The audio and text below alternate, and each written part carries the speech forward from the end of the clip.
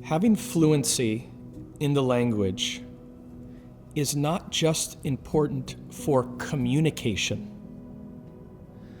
but it's important for affection. It's important for love to communicate to the people. If I can speak their language, I can greet them, I can preach to them, I can express love to them. But there's layers that language does. It's like removing the outside layers of an onion. When you're able to get deeper into the language, it brings a new facet of understanding where they come from. It helps you to understand their background. It helps you to understand their failure to understand the Bible. It helps you to communicate difficult passages. For example, let's take the word mercy or grace. The English dictionary is about this thick. The Tsonga dictionary is about this thick. So it's not easy to communicate a word like mercy. Tinchalo is the word in Tsonga, but tinchalo can mean several things. Even a word like believe is ritfumelo, but ritfumelo also means believe, agree, accept. It can mean a host of things. Try explaining justification in the Tsonga language.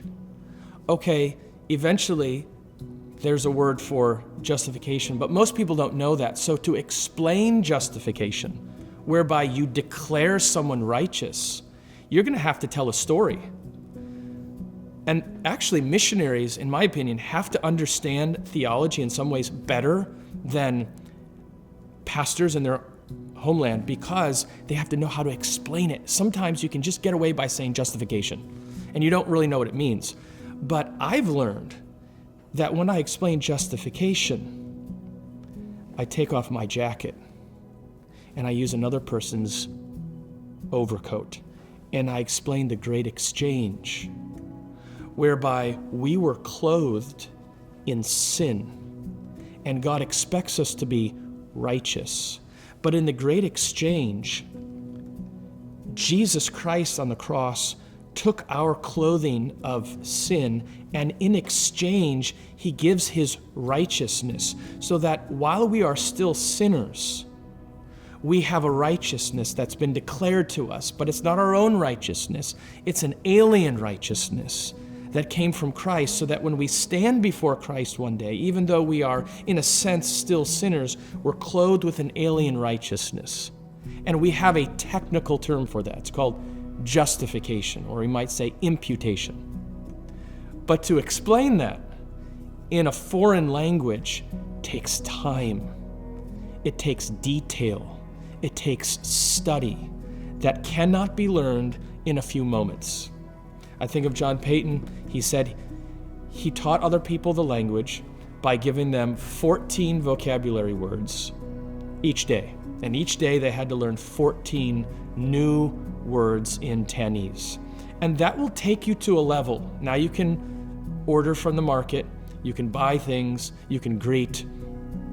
But if you want to get to another level of explaining justification, if you want to explain imputation, that's going to take you to a whole new depth of the language. But we're willing to go to that depth because we want to explain the depths of the gospel of the Lord Jesus Christ.